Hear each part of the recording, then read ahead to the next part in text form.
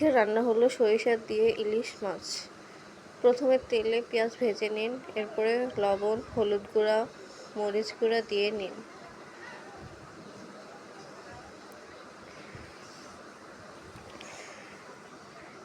এরপরে জিরা বাটা, আদা বাটা, রসুন বাটা দিয়ে নিন।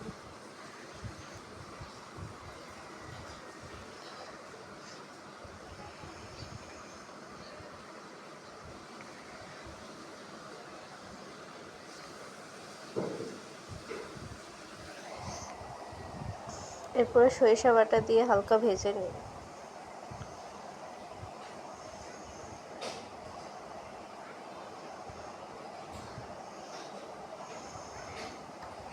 ভাজা হয়ে গেলে পানি দিয়ে নিন।